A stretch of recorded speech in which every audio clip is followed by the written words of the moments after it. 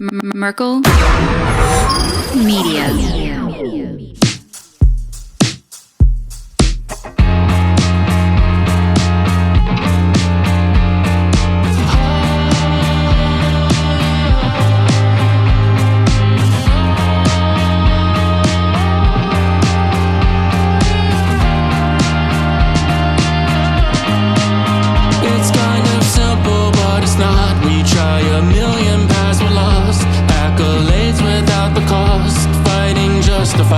I'm exhausted, looking for everything in the shadows. Start looking at people like they don't matter. I'm waking up to the fact, more than a little bit shallow. I'm lost in this hole, but I don't wanna. I'm lost in this hole, 'cause I'm just trying to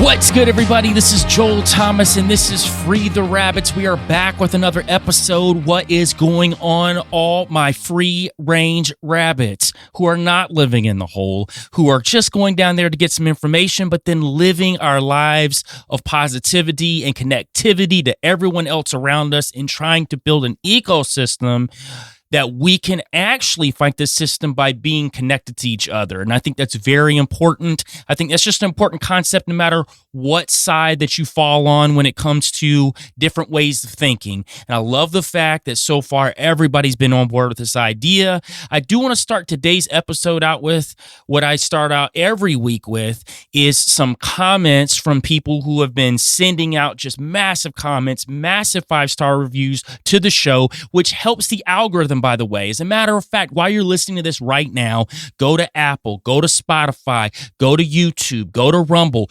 leave a review if you can, leave a comment if you can. If you can do both like it over at Apple Podcast, do it there because that helps the algorithm. It helps the show get out to people who don't know about the show. And I'd say that every week, and I will read some of the good reviews that come through like I am today. And we're going to read a few here from Apple to start with. Joel is always killing it from Metal Morticia. So happy to see Joel back at it. He is one of my favorite people to listen to. I love that he presents even the ideas he doesn't believe and is willing and honest about changing his mind. Looking forward to what Joel has in store for us. Thank you for saying it that way because there are tons of topics that I will talk about on this show that I don't necessarily hold as a belief system to myself. It's just research. I think that's something that a lot of researchers get twisted, or people that listen to researchers get twisted, that if somebody has done the research and they're presenting ideas that they believe those ideas, that's not necessarily true.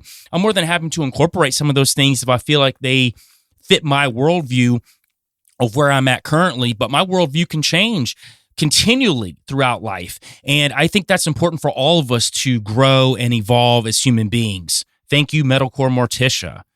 We've got the Brewman 0531. Awesome show. I was super excited when it was announced that Joel was making his own podcast, and it's really good. I love how deep he goes down the rabbit hole. So much information to chew on. I'm looking forward to future episodes. Keep up the good work, brother. God bless.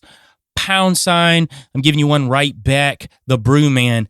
And yes, we're just going to continue to go down the rabbit hole, but spend most of our lives out of it. I think that's the point. We need to live our lives. Nickname Rondo. Love this show. Joel is so well read on topics he presents. I love the diversity of subject matter each week. I also feel like I've learned something after each episode. You're doing a great job, Joel. Thank you so much, Rondo. And yes, I just hope to continue to do research and talk about things that aren't necessarily on the cusp of what everyone else is talking about. Or if it is, maybe look at it from a different angle.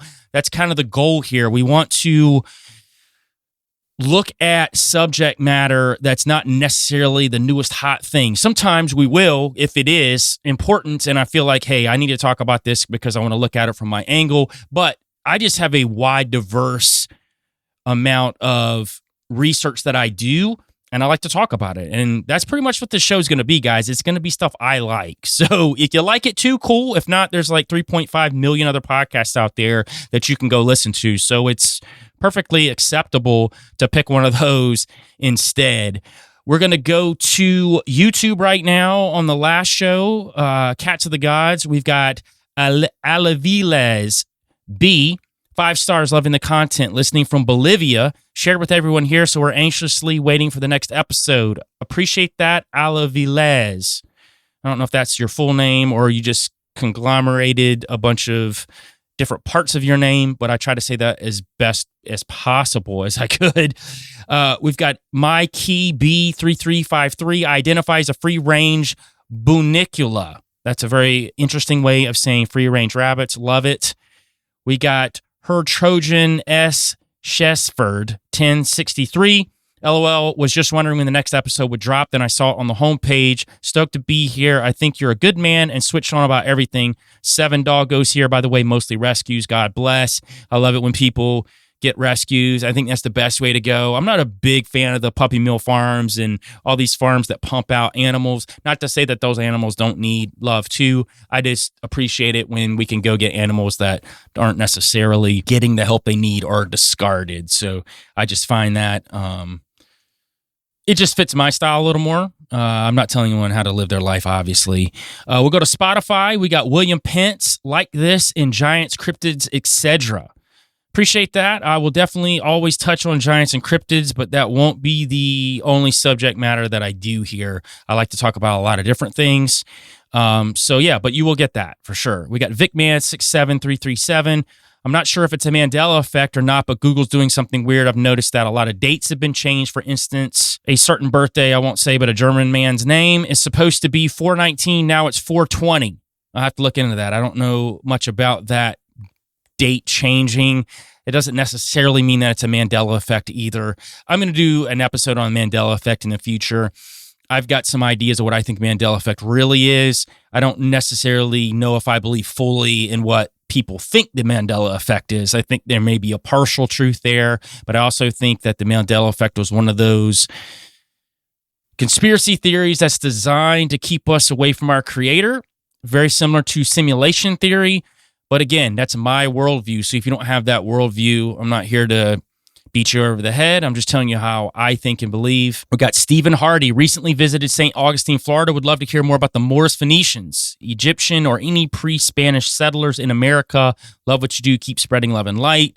I absolutely am going to touch on Moors, Phoenicians, Egyptian culture that was here in the States long before, or actually has never been talked about in the mainstream line of history, but has been talked about throughout Native American culture and is in a lot of history books that aren't considered mainstream authorities. So for sure, I think that's something I would definitely love to touch on, and I've done quite a bit of research on some of those topics too. That being said, again, guys, appreciate the love. This is fantastic. All you free range rabbits out there showing love, share the show, share the show, share the show. That's the way to get it out there. 5-star reviews on any platform you can. Go do it right now. It takes 30 seconds. I always say, like, why is it so hard to go do it if you love the show? Because you're actually helping the show. You're helping the show get out to other people. But again, I appreciate everybody that has already. I appreciate the people that are going to do it. You guys have been fantastic since we started this show. Free the rabbits. But that being said, we are going to start with today's episode, and I'm doing it on the real Project Bluebeam, because I think that the idea of Project Bluebeam has been vastly changed over the years since the idea came around in 1994. So Serge Monast, and I'll get into him in a minute, was the one that created this idea of Project Bluebeam. Now, he said it came from NASA documents. So this is an actual Project Bluebeam that has been designed by NASA in conjunction with the UN to trick us or essentially deceive us into doing what they want us to do. Now, we're going to break down all the elements of Project Bluebeam today, but I do want to preface it with the idea of Project Bluebeam has just been so diluted and changed when it came to social media. Bluebeam became the all-encompassing buzzword for anything that's fake or anything people think that's fake. Matter of fact, if you ask the average conspiracy person or anyone who's just remotely on the fringes of knowing anything about conspiracies, Project Bluebeam will generally come up. And when you ask somebody what Project Bluebeam is, they will say it's holographic technology that's designed to trick us into thinking that there are aliens and UFOs. I am here to tell you today that Project Bluebeam is not that. It's not that. So when you see a post online, whether it's Instagram, whether it's X, whether it's Facebook, TikTok, when you see a post of someone posting a UFO video or an alien video or a cryptid video, generally this is where you're going to see it. You're just going to see a string of comments that are comprised of 2 to 3 words, either Bluebeam or Project Bluebeam. They will say that definitively, like that is the end all for why this video is fake. Now, I want to say something about these videos too. A lot of them probably are fake, but I do think there's a contingent of them that are absolutely real. And because this buzzword Bluebeam has been put into the ecosphere, put into the interwebs as the end-all be-all word for these videos, that now every video becomes fake.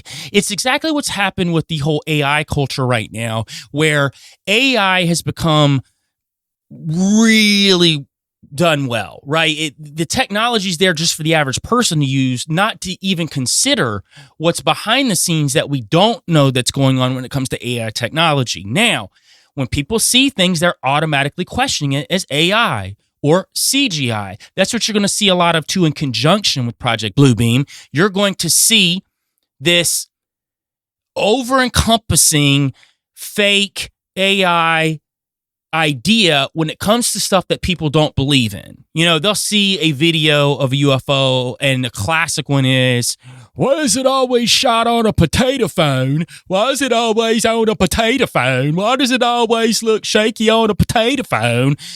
Well, let me tell you something. One, not everyone in this world has the ability to have the iPhone 14, 15, 16, 17, 18, all the way up to where they're going to now. And I know a lot of those numbers don't exist yet. I'm just being funny and facetious. But the truth is, people do shoot videos on old phones. People still have iPhone 8s, iPhone 9s that they have to use. They can't afford these new phones. So some of that technology they don't have. So just because you're holding an iPhone 14, you're like, if I'd have seen that, I'd have shot it this way. Not necessarily true. Secondary, when you're dealing with the paranormal, which I do believe in. Now, we can argue about what the paranormal world is. And there are some people that, especially in this conspiratorial community, do not believe in the paranormal, do not believe in the spiritual aspect of anything. They think that is a falsity and that is designed to trick us. We'll get into a little bit of that today, maybe. But back to the point of every video that you see isn't necessarily fake, even though I think a lot of them could be for sure. I think some of them are manufactured. I think people do use CGI. I think people do use AI. I think those things exist, but that doesn't necessarily mean all of them are fake. When you're dealing with the paranormal, as I was just saying, do you not think that if something paranormal was to show up on a camera phone or any kind of recording device, that it wouldn't show up in the way that you think it would? Even an alien or UFO, people joke around all the time and say that it's super pixelated. I know that it was CGI. I know for a fact. Did you shoot it? Because how do you not know that that technology that they shot, that UFO or alien or whatever, was causing the pixelation? Have you thought about that? You know, we always joke about Bigfoot being blurry.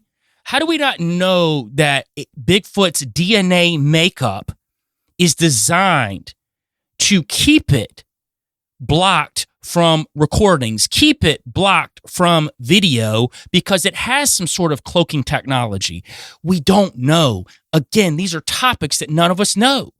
So unless you've seen the real thing, which generally people that will say something CGI or fake or scream blue beam on something haven't even seen the real thing or don't believe in it. So they immediately think it's fake. They go to it's fake. And another classic one that they'll say is it's a distraction. It's a distraction for what the government's trying to do. Maybe partially true, but that doesn't mean that those things in the spiritual realm aren't also in conjunction with what the government's trying to do. And we're not going to talk about it today, maybe a little bit when we talk about the NWO, but we do know that there are occult aspects to politics. We know in the entertainment business. We know in the sports entertainment business. We know in so many different facets of upper echelon elites that the occult exists. Now, whether you believe what the occult is or not, it does not negate the fact that you can't just sit there and discredit the symbolism they're using. They're clearly using it. Now, whether you think it works or not is a whole different debate, or you think it's real is a whole different debate, but these people believe in it. Now, they will act on what they believe, and I've said that plenty of times on other shows, and that's something we have to understand with a lot of these topics. So when you say that these UFO videos or cryptid videos or just a distraction to keep you away from this over here, how do you not know that that over there is not a distraction for this? You don't. I think, and I will hold fast to this is just what I believe, that all of these things are connected. And at the same time, simultaneously, a lot of it's fake. We have to be open to both sides of the spectrum. We can't sit there and say that we know for a fact certain things are fake or certain things are real in the speculative universe. We just can't do it. That's when we lose. And I believe that this Project Bluebeam has become a psyop. I don't think it initially started out as that. Now, I think there's some weird things that Serge Monast talks about in the document where I'm a little leery because I don't think some of it's come to fruition. I don't know if some of it actually will come to fruition, but today we will talk about that actual document. We'll go through it. I'll show you the talking points. We'll break that down so you can understand exactly what's going on with Project Bluebeam, because that holographic piece is literally 20% of the document. It's not even what Project Bluebeam is. And I find it fascinating how easy it is to herd the truther community around, to herd the conspiratorial community around. It's what I've been saying since I started this show. It's very easy to get them to use buzzwords just like the normies that they rail against that use buzzwords too. You throw a couple words out there, you give them one documentary, or you give them 3 TikToks, and they're automatically yelling Bluebeam on every video that they see. When in actuality, they don't actually know if something's real or fake. You don't. Now, I think we should all walk into something with a healthy level of skepticism, but I am also cognizant enough to know when I see something that if I don't know exactly what it is, I can say, maybe I think that looks fake. But how do I know if I don't know what the real thing is? How do I know? We don't. So when you're seeing your feed blasted up by UFO videos or cryptid videos or whatever, have healthy skepticism. Say that, you know what, I don't buy that. But at the same time, know in the back of your head that maybe you don't know what that is. Maybe you don't. Because I think that the powers that be let some of that stuff out there into space, into the internet space for us to see, because that gives them plausible deniability. They've already let you see it. So when it happens, like, well, yeah, it's been out there. Now, when I think they come to us to talk about these things and release the information on those things, I think they could be highly manipulated on what they tell us those things are. But at the end of the day, everything's not fake and everything's not real. We got to get over this all-in mentality. That's where we lose. When we say we know something for a fact that's speculative, we've already lost. And that's where the truther community is today. So we're going to get into Serge Monast. He was a Canadian investigative journalist, poet, essayist, and conspiracy theorist. He is known to English-speaking readers mainly for the originating conspiracy theory Project Bluebeam, which concerns an alleged plot to facilitate a totalitarian world government by destroying traditional religions and replacing them with a new age belief system using NASA technology. So right there. That is the tagline for Project Bluebeam. In nowhere at all does it say anything about holographic technology outside of NASA using technology, which is 20% of the document. Again, Project Bluebeam is not holographic technology. Let's be clear. Let's know what we're talking about before we start saying things. Let's get in the habit of that, because I have to do the same thing, guys, and I'm not railing on anybody. I'm just talking about, even from my point of view, I've been guilty of it too, where I'll use something as a basis to get my point across when I don't really know enough about said word or said subject to be able to speak on it that way, because if I did, I wouldn't use that said subject or use that said thing.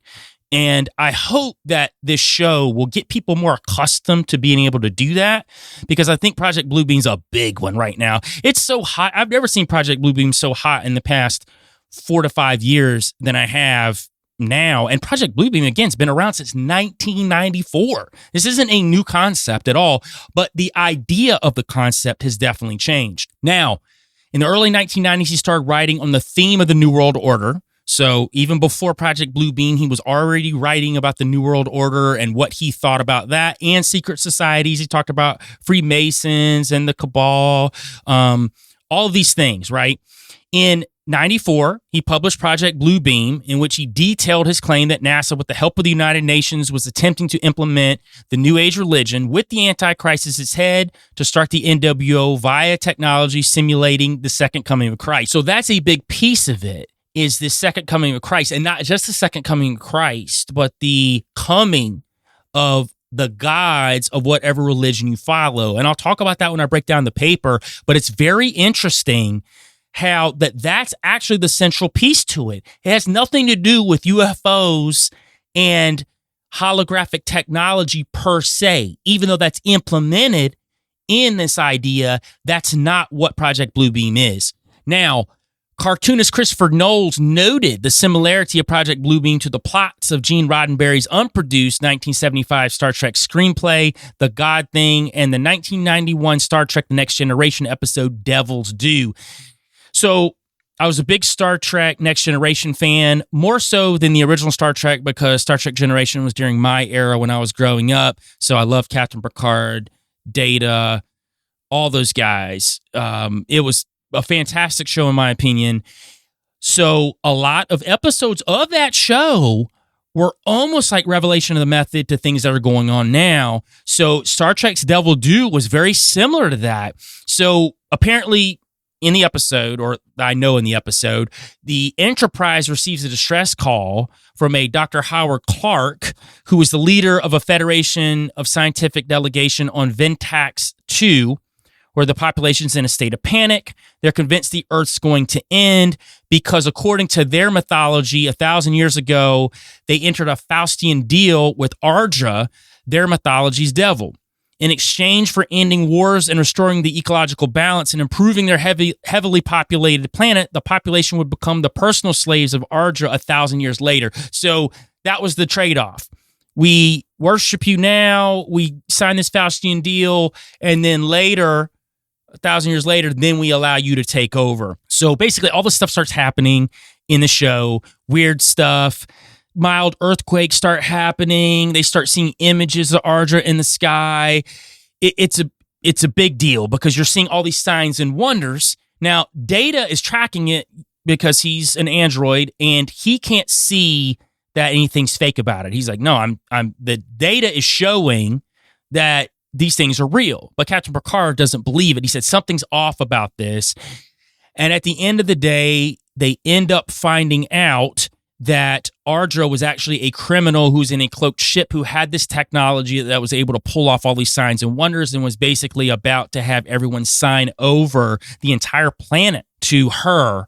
So Captain Picard also thought that she could be this character called Q, who is a member of the Q Continuum. Now that's important because Q shows up in the very first episode of Star Trek Next Generation.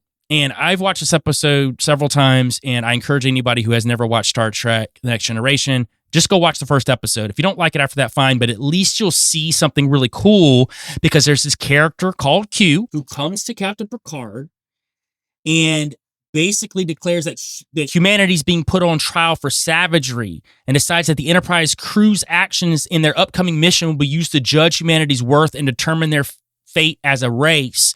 So we have this hidden character Q who shows up and speaking in riddles and is like this AI holographic type of character who basically tells Captain Picard that depending on how they do on this mission, that's going to be humanity's fate.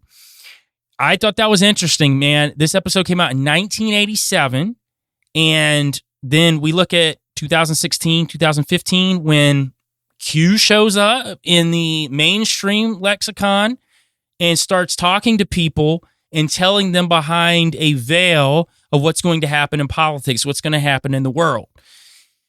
There are correlations. Some people say revelation of method. Sometimes I think there's the flip side to it now, that people see science fiction and they mimic it, they copy it into whatever documents that they write. Now, to say that that's what Serge Monast did with Project Bluebeam, I don't know.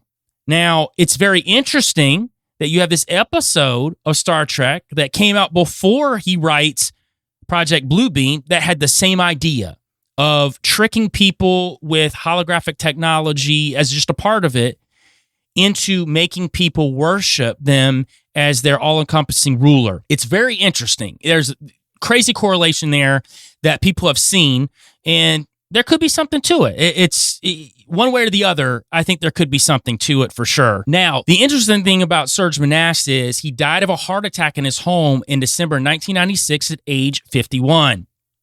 Here's the very interesting thing about that. So Serge Monast wrote several books with a translator called Omar Filali.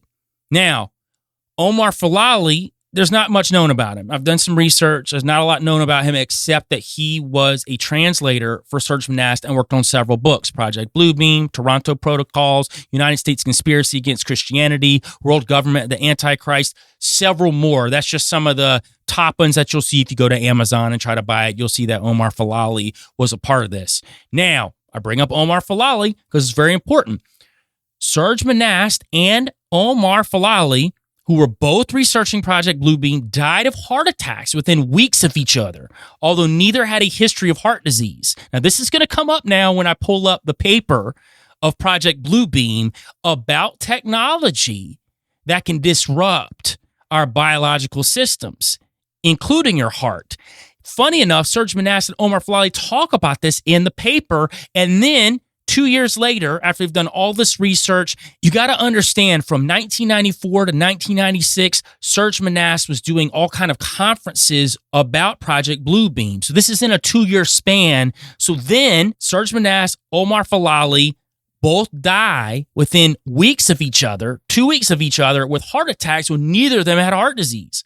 And they were in separate places because Serge was in Canada while Omar Filali was in Ireland. Now, this is another crazy piece to it. Prior to Serge Monast's death, there were these quote-unquote unknown commandos that abducted Serge's daughter in an attempt to dissuade him from pursuing his research into Project Bluebeam. So again, there has to be some sort of level of possible truth coming out of Project Bluebeam. Now, I don't know if I buy everything on Project Bluebeam, or maybe they changed course after Project Bluebeam came out and they're like, you know what? We can't do exactly what this paper's saying anymore. We're going to have to hit up our 100 think tanks that started this and we'll change course, which I think happens. I think once information gets out and it's presented, I think there are think tanks that work for these elite systems that are designed to change course. So nothing ever is quite what it was intended to be from the get-go. And maybe he got access to this quote-unquote NASA information and then changed course, or at least the elites changed course from it after the info got out. That's a possibility. But the story is that his daughter was abducted by these unknown commandos, and they went to him and said, you need to stop talking about this.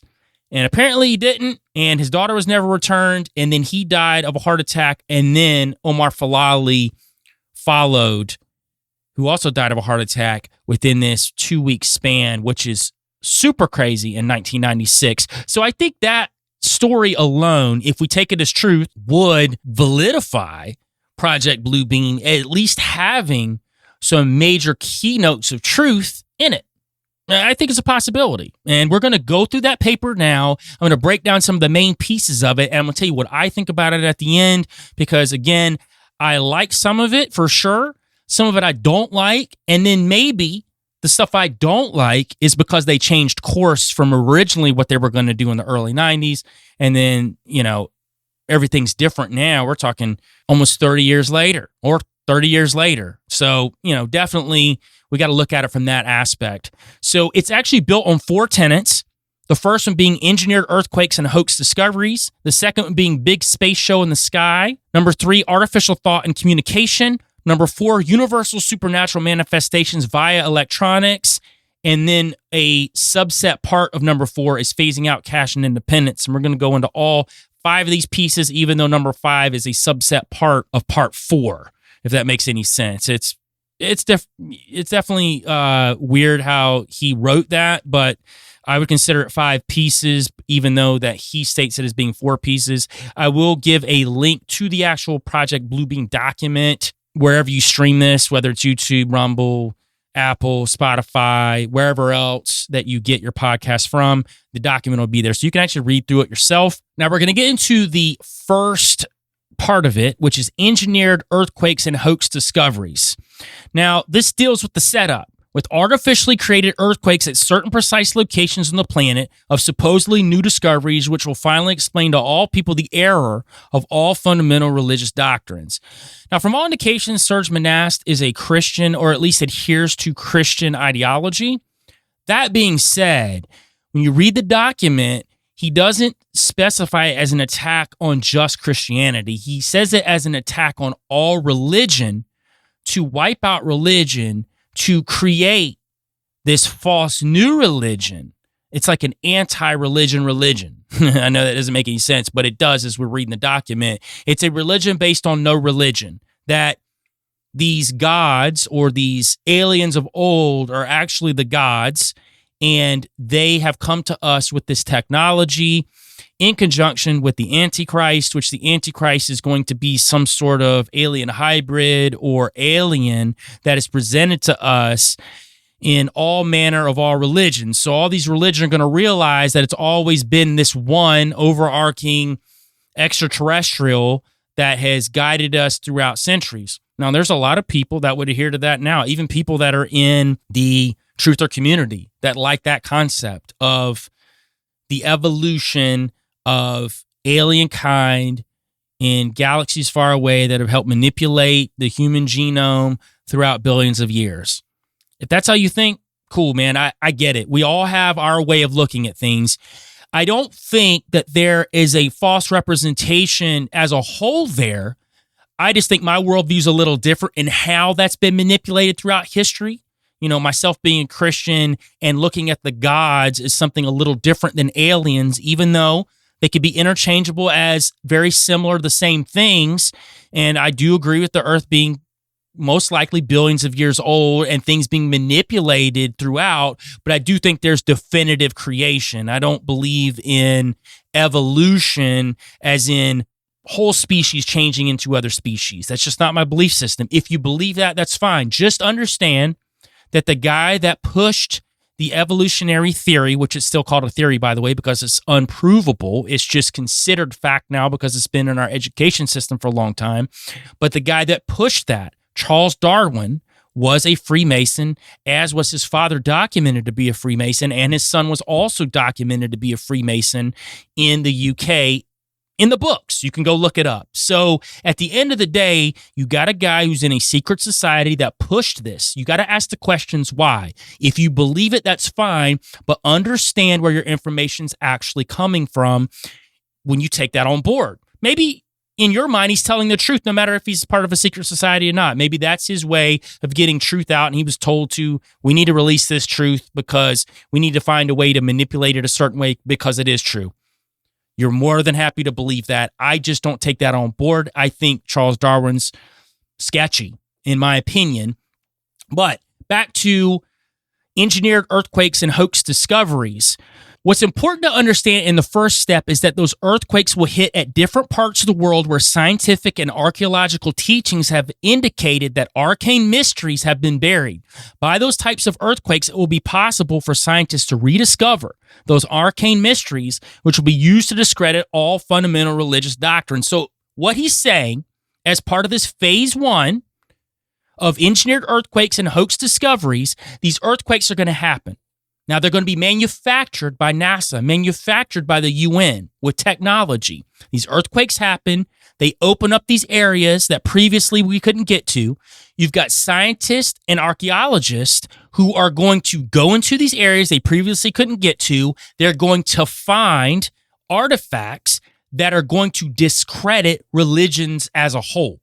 That's the point of it. That's what he's saying is going to happen. Now, he's going to say that these artifacts were planted by the governments, by NASA, by the UN. They were placed there for these scientists and archaeologists to find. So here's the piece of it, that trickle-down effect that I always talk about, the eye at the top of the pyramid and the bricks trickle all the way down.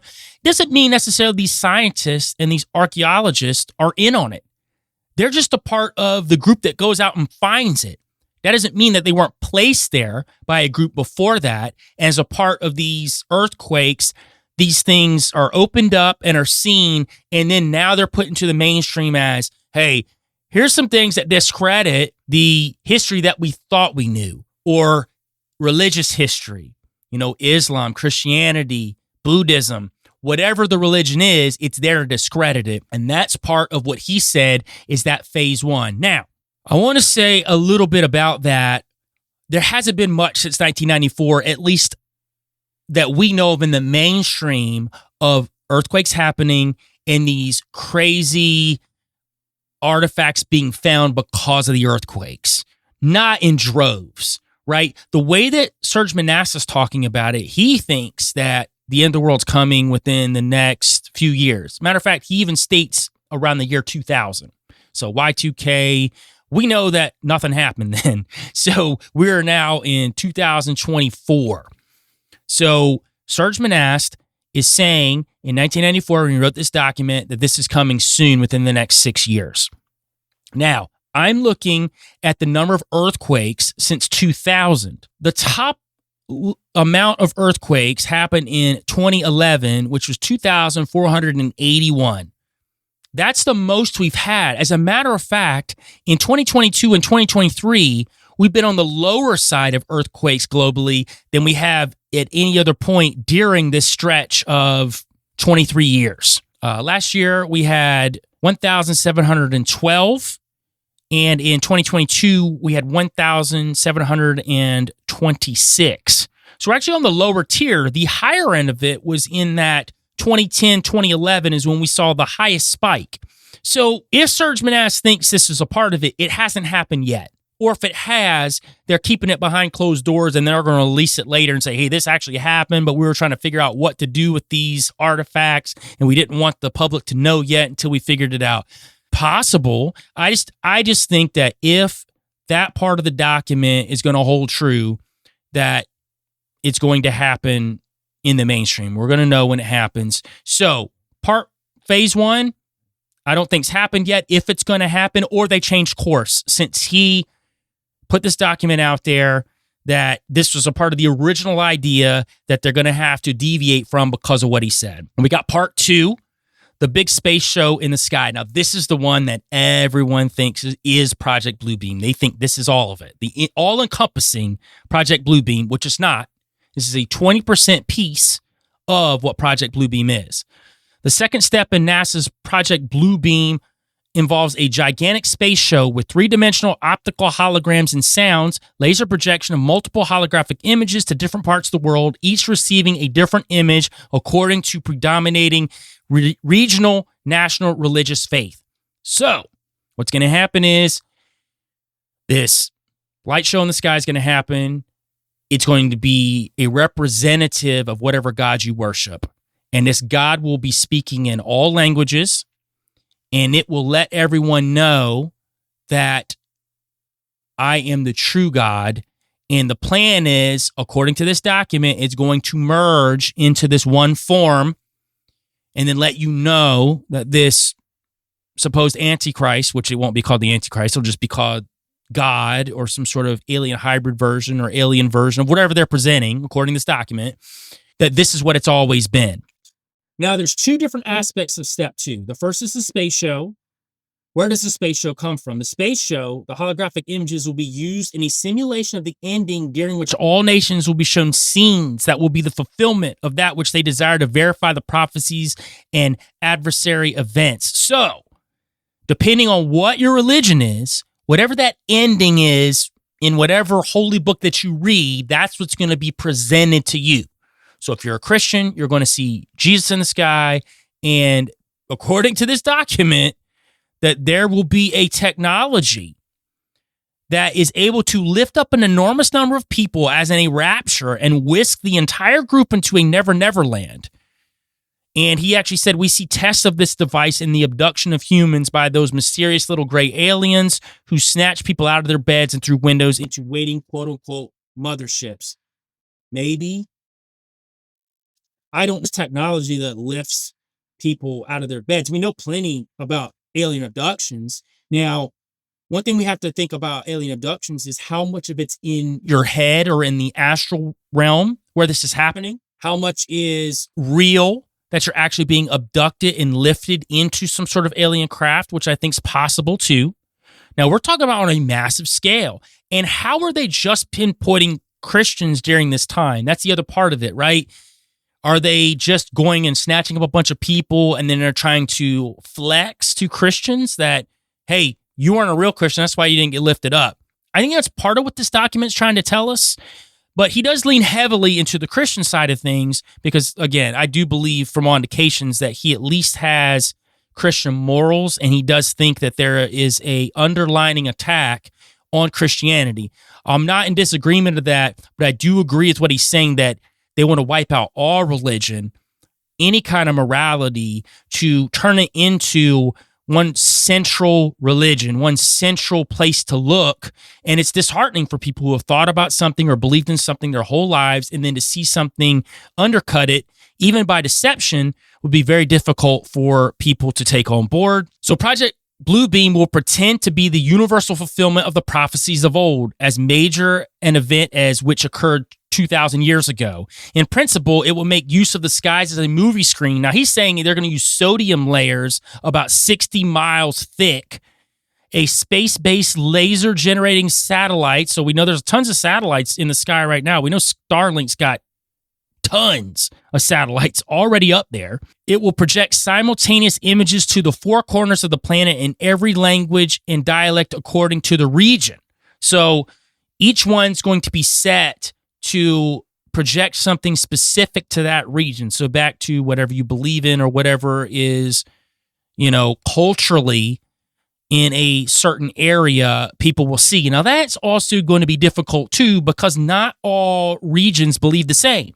We could even talk about the United States, that we all believe differently.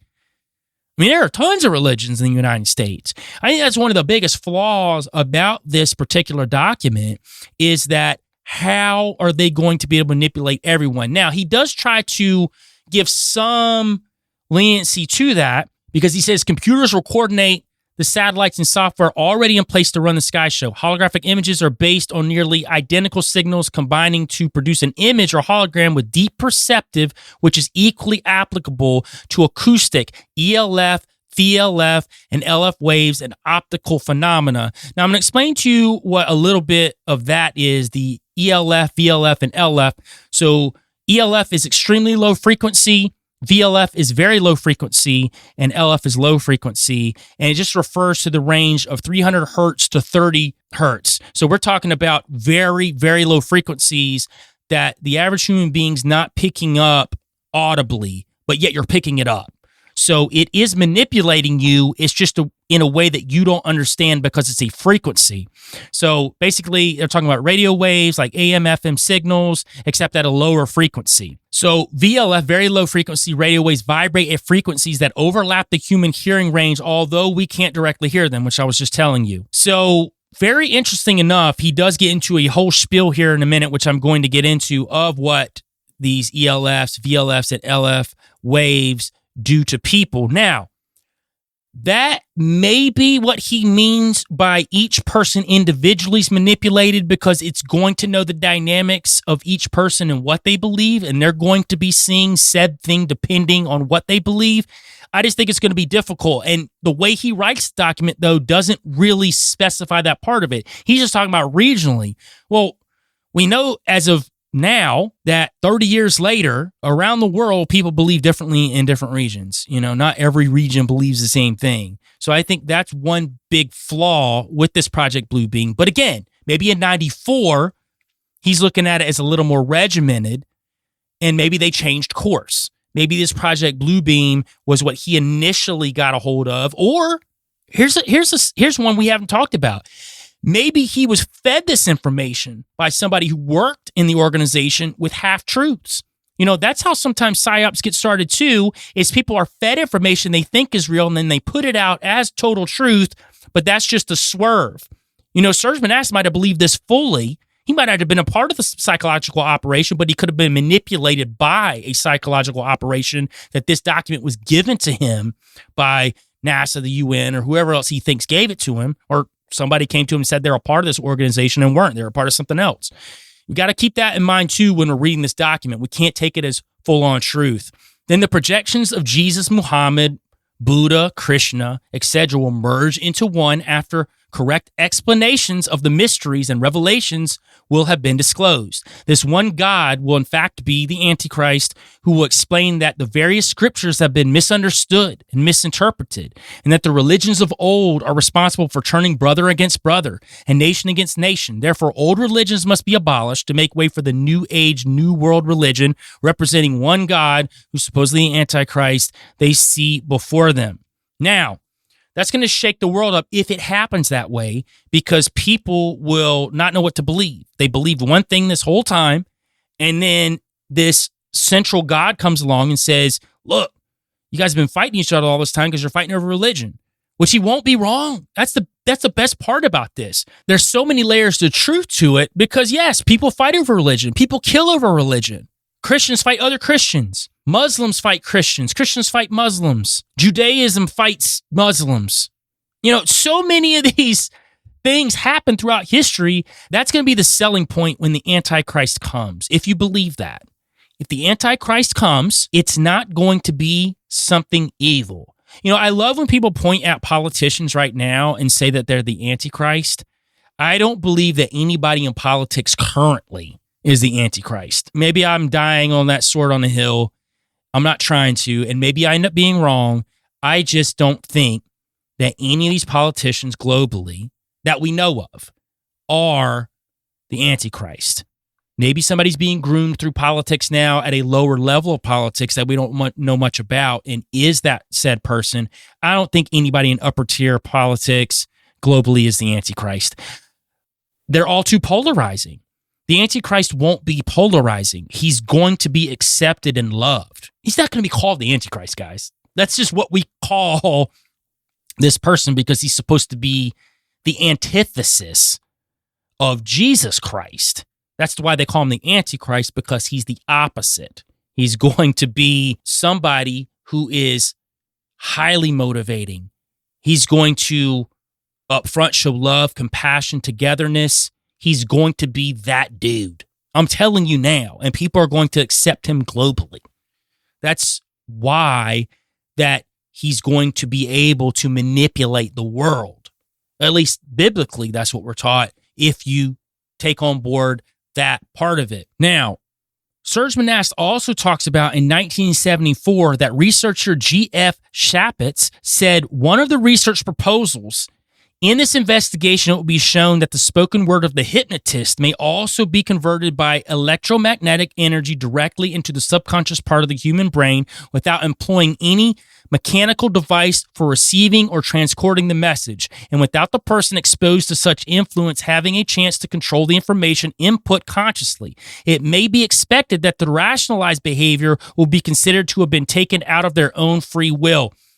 He's talking about those electromagnetic electromagnetic waves that manipulate our minds into seeing what they want us to see. So again, back to Project Bluebeam, it's not just about holograms. It's about tricking the mind, tricking the brain into believing what they want you to believe using frequencies. So again, they're manipulating you to believe something.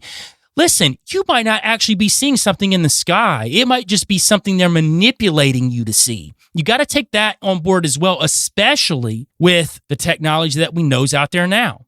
Now, he does get into some of that too, which is the third phase, artificial thought and communication. The advancement of techniques propel us towards the third step in the Bluebeam project that goes along with the telepathic and electronically augmented two-way communication where ELFs, VLFs, and LF waves will reach each person from within his or own mind, convincing each of them that their own God is speaking to them from the very depths of their own soul. Such rays from satellites are fed from the memories of computers that have stored massive data about every human on Earth and their languages. The rays will then interlace with their natural thinking to form what we can diffuse the artificial thought. So, he does explain how you're going to hear everything. He doesn't explain necessarily how you see it. Now, again, I think that if we're talking about the advancement of technology since 1994, or even the technology they might have had then but we didn't know about, we have to take into account that if they're manipulating your mind to hear something, they could also manipulate your mind to see something too. So maybe that's how that they're going to use this Project Bluebeam to make you see whatever it is that you believe in. And maybe to the atheist, you see an actual alien entity. Maybe that's what you see because you're not going to believe in anything religious. So they're going to give you that new religion up front.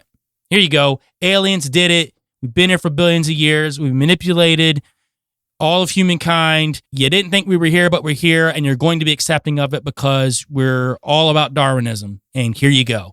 I think that's a possibility. Now, if we're looking at it as a way to manipulate your mind into seeing and hearing, I can see it. But if we're looking at projections in the sky regionally, I don't buy that part of it because people believe differently regionally. I can tell you that my neighbors more than likely think differently than I do about religion. That is more than likely possible. So they wouldn't project the same thing in the sky over all of us and expect us all to believe it. Just doesn't work that way. But we can look at the ELF, VLF, and LF technology in conjunction with some sort of mind manipulating technology, i.e. maybe the MK Ultra stuff, which he also talks about in this document when it comes to manipulating people's minds. Now, funny enough, he talks about, this is wild too, he talks about that NASA in this Bluebeam project has stated that the United States already has developed communications equipment that can make the blind see, the deaf hear, and the lame walk. It can relieve the terminally ill from pain without the use of drugs or surgery. And he says, he's not even talking about science fiction. He said a man might retain the use of all his faculties right up to the moment of his death. Now, he said, though, they will not use that technology to help people. They're going to use it to manipulate people into doing what they want them to do. Now, they may be able to offer some of these things if you're on board with the new agenda. What if the Antichrist, as a part of this new order that he's presenting, if you're doing what they want, if you're underneath their umbrella, that you're offered healing, you're offered wellness, you're offered some sort of financial support. I think that's going to happen. I think that's going to be part of you moving to the upper tier of evolution. And I think they may offer some other things, i.e. transhumanism as a part of this too, which he does skirt around that. He doesn't use the term transhumanism, but he does talk about that in a roundabout way as well. Now, he also talks about psychologist James V. McConnell, which published a 1970s issue of Psychology Today. Now, in this magazine, he says the day has come when we can combine sensory deprivation with drug hypnosis and astute manipulation of reward and punishment to gain almost absolute control over an individual's behavior. It should then be possible to achieve a very rapid and highly effective type of positive brainwashing that will allow us to make dramatic changes in a person's behavior and personality. This was in the 1970s. They were already doing this with MK Ultra. They've been doing this with MK Ultra for a long time. They have so many different mind manipulation tactics that they have expounded upon over the years that we don't even know the names of now. He talks about this specifically as his third phase. So if they're manipulating our minds with devices, our phones, TV, computers, there's so many things that they could be slowly manipulating our minds with, that when the time comes, it's not going to be hard to turn that switch on and make us see what they want us to see, according to this document. At least I'm reading in a little further because, again, this is 1994. He doesn't understand where technology is now in 2024. So I'm just looking at it from those lenses because, again, it is a little archaic in some ways, some of the stuff he's talking about, even though, again, there's a lot of truth to it. Now, back to what Serge Monast was talking about, the ability to heal, make the blind see, make the lame walk, make the deaf hear. It also works adversely, and he talks about that here too. Now, he talks about in this book called The Body Electric, the Nobel Prize nominee Dr. Robert O. Becker describes a series of experiments conducted in the early 1960s by Alan Free, where this phenomena was demonstrated, as well as later experiments conducted in 1979 at the Walter Reed Army Institute of Research by Dr. Joseph C. Sharp, who personally underwent tests in which he proved he could hear and understand messages delivered to him in an echo-free isolation chamber via a pulsed microwave audiogram, which is an analog of the world's sound vibration beamed into his brain. Becker then goes on to state such a device is obvious application for covert operations designed to drive a target crazy with unknown voices or deliver undetectable instructions to a programmed assassin. So he's already talking about in the 1960s, they were doing these experiments all the way up to 1973 at the Walter Reed Army Institute of Research. They were putting people in echo-free isolation chambers, and they were sending microwave audiograms into their brains to make them go crazy, to make them hear voices. You ever thought that maybe sometimes people that are hearing voices aren't necessarily hearing something that's from the other side? You know, outside of the obvious mental help that some people need, because I do believe that exists. But there are people that hear things talking to them. What if it's not entities? What if it's not some of these other things from the other realm, which I do think exist? But what if it is some sort of experimentation from the government practicing devices on certain people? I'm not even saying those people are a threat to the government. I'm just saying they're using them as test subjects. Hey, I know this person lives out here. I'm going to try it on them. Let's see how it works. I think it happens. Alan Free also reports that he could speed up, slow down, or stop the hearts of isolated frogs by synchronizing the pulse rate of microwave beams with the heart itself. According to Dr. Robert Becker, similar results have been obtained using live frogs, which shows that it was technically feasible to produce heart attacks with rays designed to penetrate the human chest. Ho! Here it is! Causing heart attacks by using certain frequencies. Now, I know we've heard of the CIA and some covert operations having devices that can give people heart attacks, that can take people out in certain ways. And here it is right here where Dr. Robert Becker talks about them being able to do this with frogs. Alan Free talks about being able to stop the hearts of frogs. Okay.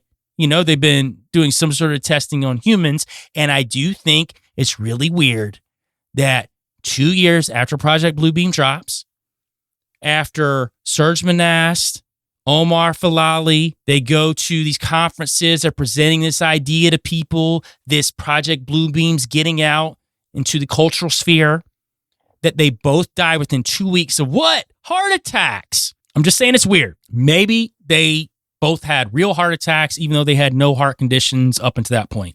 I'm not saying it's not a possibility. I'm just saying it's weird. Here he is talking about in this document, after it's said that they took his daughter away and told him to stop talking about this Project Bluebeam. At least that's the story that we're told. And then they both die of heart attacks. Really, really, really interesting. He also talks about that the same equipment and technology has been used to influence politics in a much more direct fashion.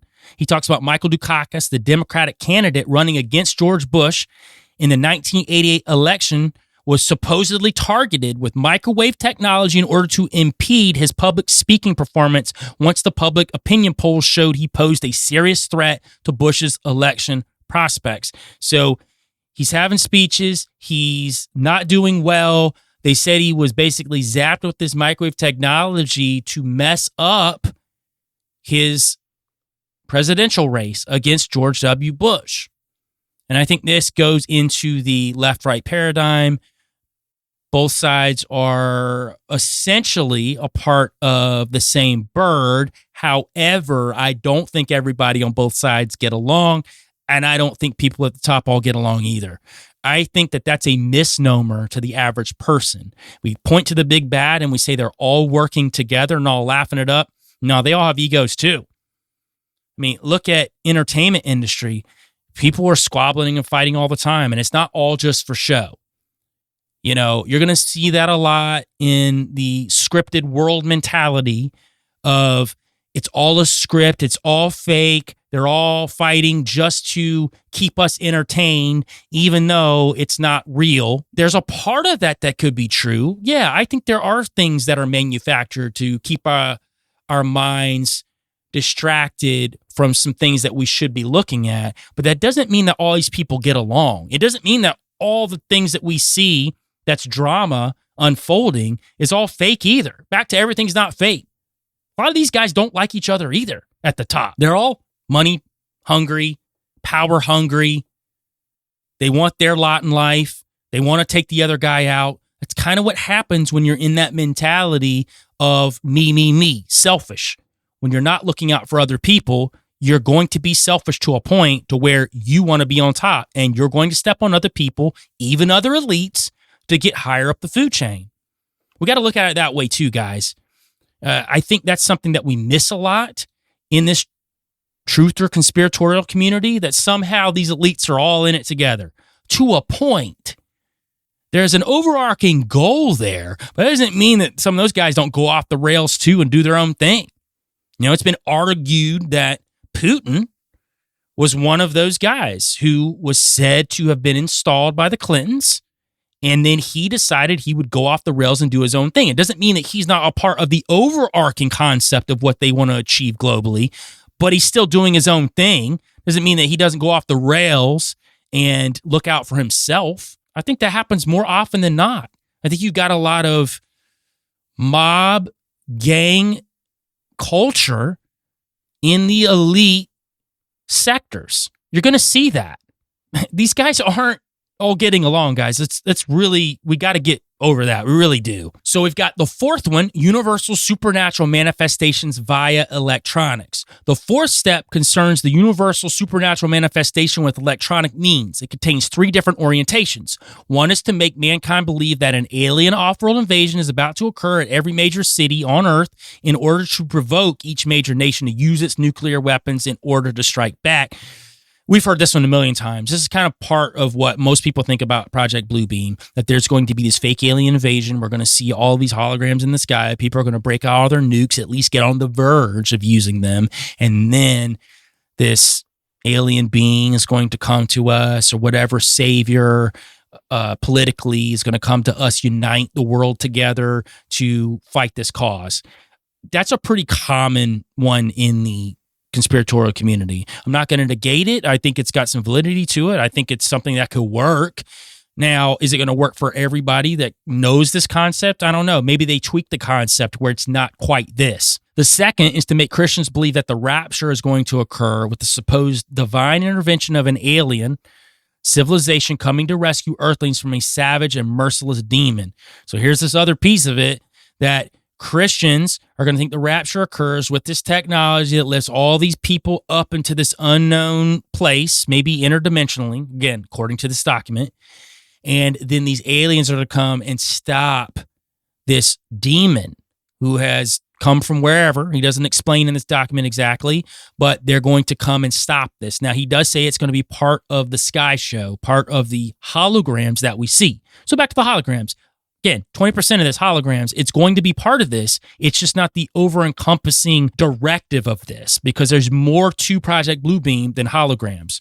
The third orientation is the fourth step of a mixture of electronic and supernatural forces. The waves used at that time will allow supernatural forces to travel through optical fibers, coaxial cables, electrical, and phone lines in order to penetrate everyone at once through major appliances. Embedded chips will already be in place. So he does go into a little spiel about embedded chips, that if people have already accepted the chips, which we know certain countries are already doing chips if you want to, instead of having your credit cards or whatever else.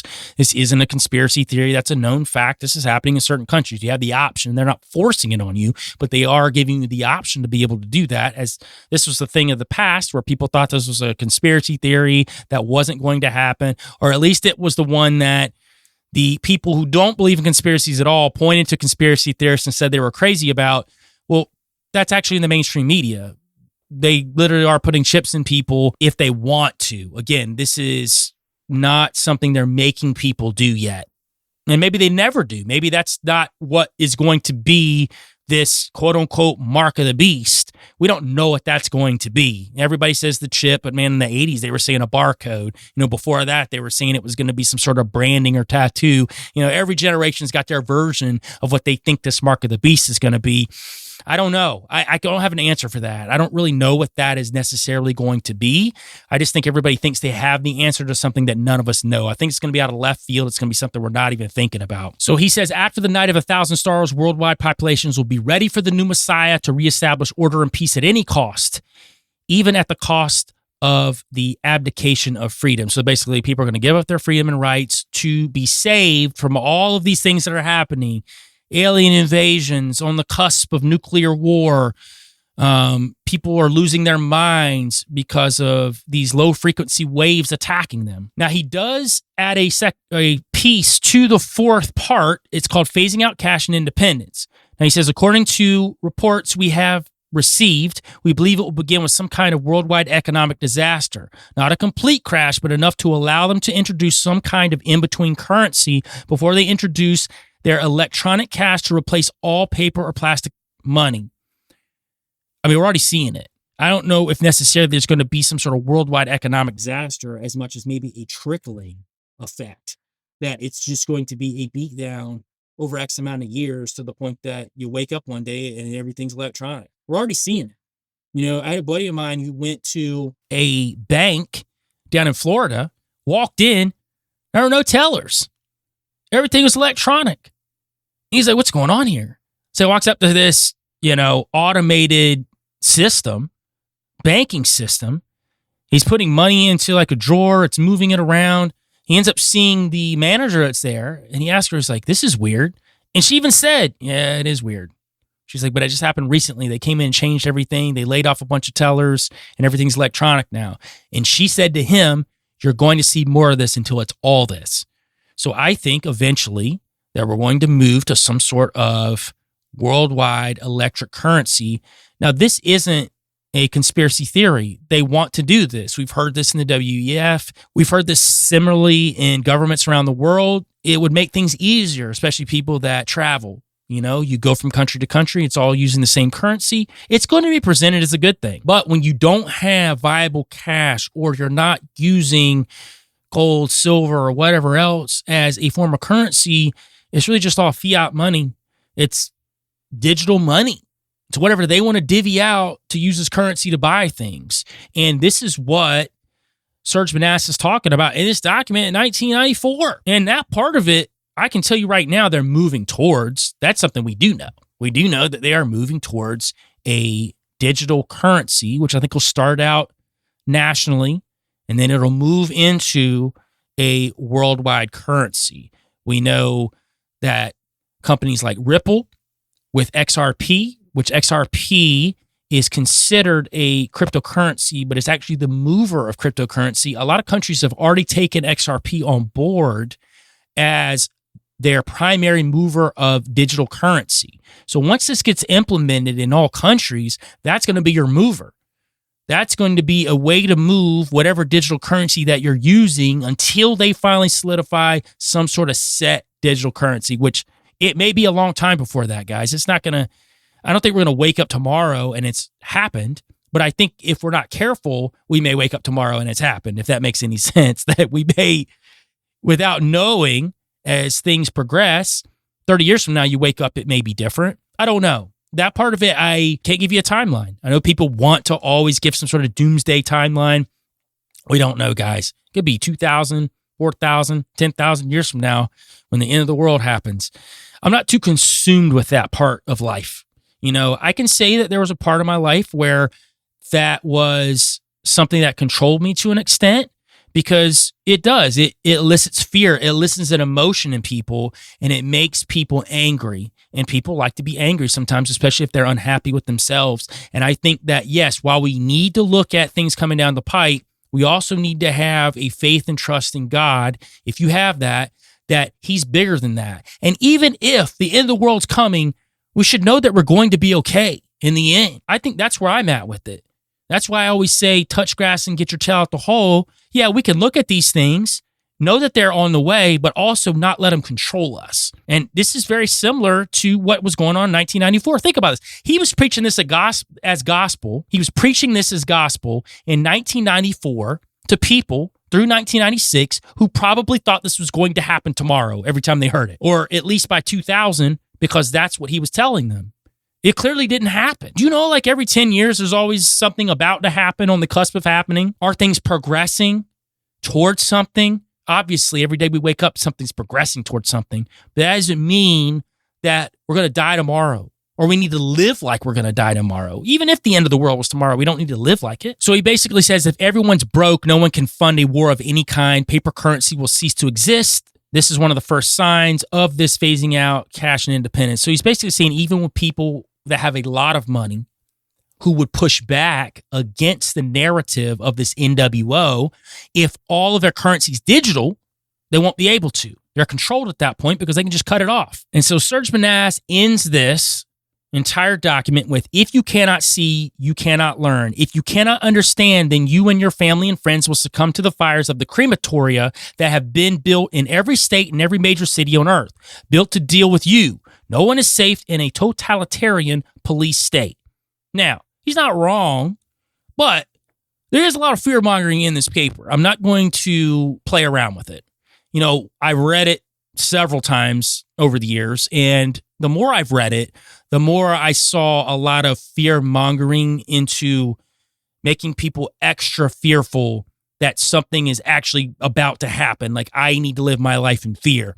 I don't think we should take the document that way. I think we should read it and understand that there are probably some truths in it, or at least some potential truths in it, some things that have been verified, especially when he's talking about mind manipulation through low frequency waves and technology that could possibly heal people, that could also be used as a weaponized version to hurt people. I think some of that stuff for sure exists. I think we have technology behind the scenes in different areas of the government and scientific departments. I don't think that's a stretch to say that we don't have some of those things. But there are other parts of the document where I'm saying that he wrote this in 94 and those things didn't happen like he said they were going to happen. So maybe that if this document was given to him by somebody who worked for one of these organizations, either they fed him a half-truth and gave him lies on top of it, or what they fed him was true at the time, and then when this information got out, they changed course, which I think happens a lot, guys. I think that's why we always have to be evolving our mind and ideas, because you got to know that there are thousands upon thousands of think tanks around the world that know that if something fails, they have 100 other options that they're going to hit you with. You got to know that. That's why you can't say that a theory or an idea about something is an absolute fact when that fact that was a fact in the moment could absolutely change within the next 5 years. So I think Project Bluebeam is one of those theories that has changed throughout the years. I don't think Project Bluebeam is holographic technology. As you'll now understand by me going through this document, it is 20% of it. So I encourage you, some of you might not, to not use the term Bluebeam as a buzzword for what you think is fake, because it's just not what it is. It is the complete opposite of that. It's not what the word means or the two words mean. I understand why people do it, because it's something easy to get off your chest when you feel like you're looking at something that's something you believe is a distraction or whatever else. But I encourage people to use your cognitive mind and grow beyond that. Let's start understanding what some of these theories are at the root core, and then build upon that into how we can live our lives fully. And I hope that you guys got something out of this today. I had a blast doing this. I've been wanting to do this subject for like 2 years. And I know people that have followed me from other podcasts and listened to me talk about this subject before.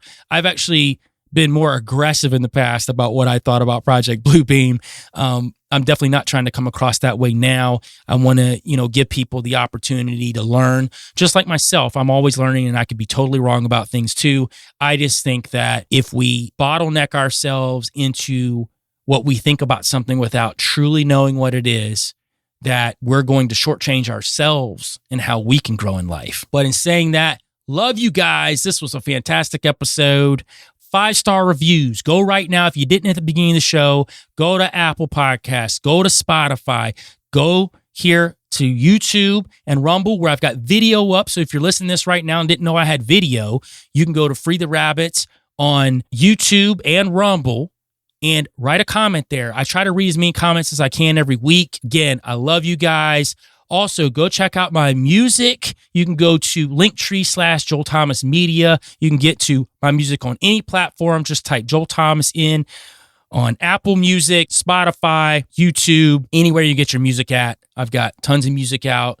And we're going to end it today with Missing, which is the lead single off of a documentary that I'm also a part of called Sasquatch and the Missing Man with Tony Merkel and Wes Germer from Sasquatch Chronicles. You can go and purchase that film at merkelfilms.com. Love you guys. Now go outside and touch grass and get your tail out the hole. Thought my old motto was a VA. I was working 4 cylinders to death. Put it on me, no teammate. Dreams running on fumes, no rest. You could bargain for my soul for a mention and a couple billboards, no less. Yeah, thank God for a couple roadblocks. I don't know if I'd have stopped where the road ends. Spent years looking for the real me, always came up missing. Yeah, tried to find it at the bottom of the bottle, and I promise ain't sipping. Yeah, drowning in my vices, I thought I was flying. For my lighting, missing with the timing. Spent years looking for the real me, always came up missing. Yeah, tried to find it at the bottom of the bottle, and I promise ain't sipping. Yeah, drowning in my vices, I thought I was flying. Yeah, using darkness for my lighting, missing with the timing. Spent so many years on the sidelines, trying to be the highlight, right under the bright lights, breaking all the guidelines. Yeah, missed the boat with no lifelines. Yeah, screaming I don't need you. Fighting but I'm free too. Neon lights make a path for my breath, like smoke in the cold every weekend. Spend years looking for the real